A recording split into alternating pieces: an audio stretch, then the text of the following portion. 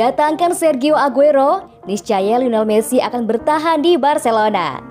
Lionel Messi belum juga menandatangani kontrak baru dari Barcelona. Dia dikabarkan memiliki permintaan khusus dari manajemen klub untuk meyakinkan dirinya bertahan. Dan itu berkaitan dengan Sergio Aguero. Baru-baru ini, Manchester City mengumumkan kalau Sergio Aguero tak akan bertahan di Etihad Stadium musim depan.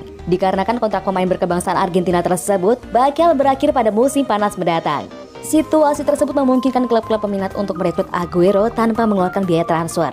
Jelas banyak raksasa Eropa yang dikabarkan mengantri demi mendapatkan tanda tangan sang penyerang. Aguero sendiri sudah berusia 32 tahun dan menghabiskan sebagian besar waktunya pada musim 2020-2021 di ruang perawatan. Kendati demikian, torehan 257 gol yang dilakukan selama memperkuat The Citizens masih bisa dijadikan bukti ketajamannya. Kemampuan Aguero dalam mencetak gol tentu akan berguna bagi klub papan atas Eropa. Tidak terkecuali Barcelona yang di tahun lalu telah kehilangan Luis Suarez. Kepergian Suarez nampaknya telah memberikan dampak buat permainan Messi.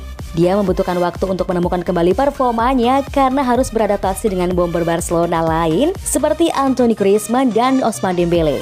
Meski performanya mulai kembali, namun Messi diyakini belum puas. Dia membutuhkan sosok yang mengerti dirinya seperti Luis Suarez dan oleh karena itu, sebagaimana yang dilaporkan Football Insider, Messi menuntut Barcelona mendatangkan Sergio Aguero.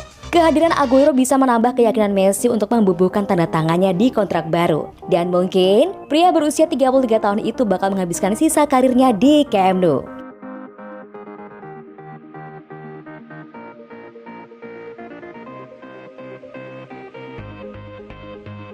Mau dapatkan Haaland? Jual dulu Coutinho.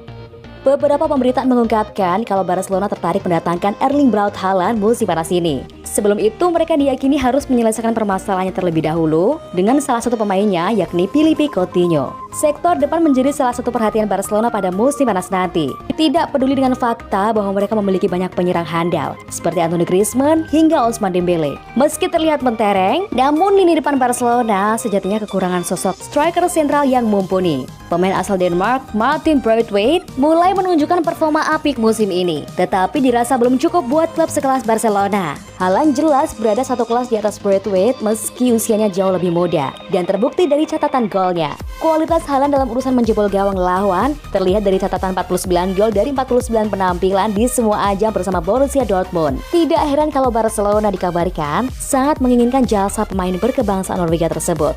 Sayangnya pasukan Ronald Koeman dihadapkan dengan kendala klasik yang dialami banyak klub papan atas saat ini, yaitu finansial. Barcelona merupakan salah satu klub yang merasakan dampak paling parah dari era pandemi. Menurut laporan, diketahui kalau mereka mempunyai banyak utang yang masa tenggatnya bakal berakhir dalam waktu dekat. Dalam situasi seperti ini, Dortmund malah memasang harga yang sangat tinggi buat Haaland. Laporan terakhir mengungkapkan kalau di Borussia mematok sang penyerang di angka 180 juta euro. Meski begitu, bukan berarti peluang Barcelona mendapatkan Haaland di musim panas ini jadi tertutup sangat rapat. Menurut Marca, Haaland bisa direkrut Barcelona kalau mampu mendapatkan dana segar dari penjualan Coutinho.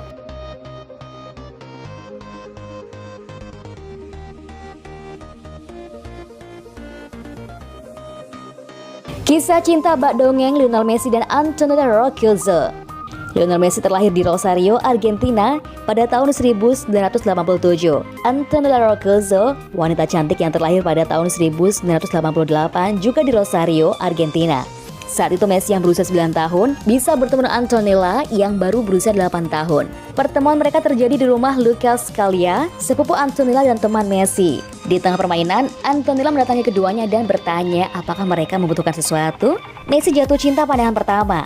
Antonella muda sudah mencuri hatinya. Messi dan Antonella langsung jadi teman dekat. Namun mereka masih anak kecil, teman satu kota, tidak lebih.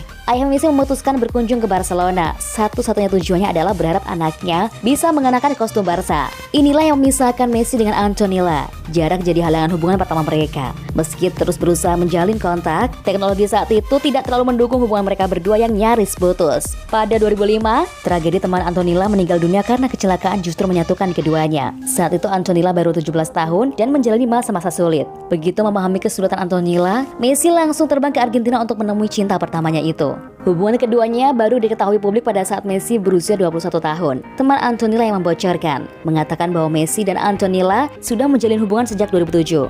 Hubungan LDR mereka berjalan selama 3 tahun. Tepat sebelum Piala Dunia 2010, Messi dan Antonella muncul ke depan publik. Uniknya, meski menjalin hubungan dengan pesepak bola tersohor di dunia, Antonella ternyata tidak suka menonton sepak bola. Ya, dia bosan menonton sepak bola.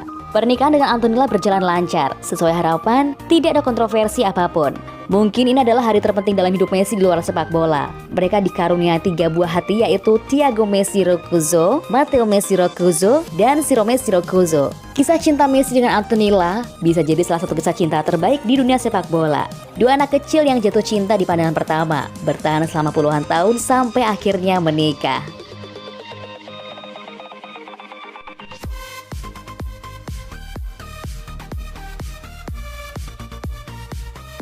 Sejarah El Clasico, persaingan Barcelona versus Real Madrid di negeri Matador.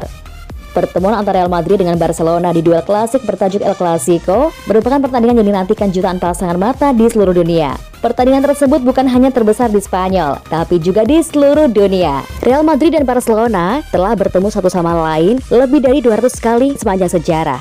Istilah El Clasico baru disematkan untuk duel Barcelona versus Real Madrid di era modern. Dilaporkan Marca, julukan Clasico menjadi menonjol pada awal abad ke-21, seiring meningkatnya taruhan dalam pertandingan antara 2 klub paling sukses di La Liga. Istilah Clasico dikenal di seluruh dunia, membangun mereknya dari tahun ke tahun. Anda harus kembali ke tahun 1950-an untuk melihat kapan dan bagaimana persaingan antara Los Blancos dan Blaugrana menjadi begitu sengit. Sebelumnya kedua tim memiliki persaingan yang kuat dengan Real Madrid versus Atletico Madrid dan Barcelona versus Espanyol.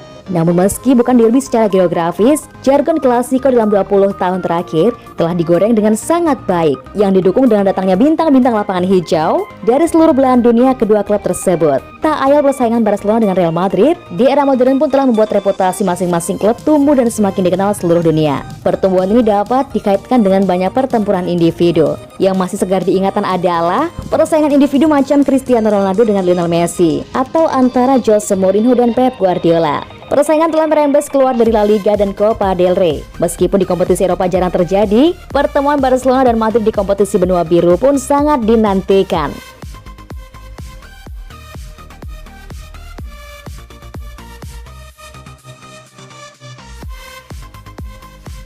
Presiden Lyon berbicara secara terbuka tentang potensi transfer Memphis Depay.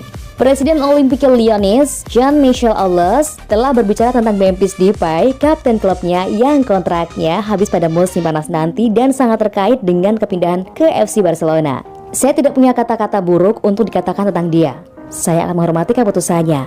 Jika dia pergi ke klub yang lebih besar dari Lyon, dia akan membuat pilihan yang tepat, kata Aulas. Jika dia bertahan, itu berarti kami menjadi petualang yang hebat untuknya dan kami telah memenangkan sesuatu. Lyon saat ini berada di urutan ketiga di Ligue 1, 3 poin di belakang Lille dan Paris Saint-Germain. Dia telah melakukan pekerjaan dengan baik sebagai kapten, kata Aulas. Dia banyak berbicara dengan pemain lain di skuad. Dalam beberapa tahun terakhir, kami telah membantu Memphis Depay untuk mencapai dan meningkatkan levelnya di Piala Dunia 2014, di mana dia mengumumkan dirinya sendiri. Saat itulah Depay menunjukkan potensinya sebagai pemain berusia 20 tahun untuk Belanda di bawah Louis van Gaal yang membuatnya pindah ke Manchester United. Tetapi dia tidak dapat membangun dirinya di Liga Primer dan malah pindah ke Lyon pada 2017. Dia sukses untuk klub Prancis yang tahun lalu mengejutkan dunia dengan menyingkirkan Manchester City di Liga Champions UEFA. Ia terus tampil untuk timnas Belanda yang dilatih Ronald Koeman sejak 2018 hingga tahun lalu. Karena hubungan kerja Koeman dengan Depay, sudah lama beredar rumor bahwa sang penyerang akan pindah ke Barcelona untuk bertemu kembali dengan mantan bosnya.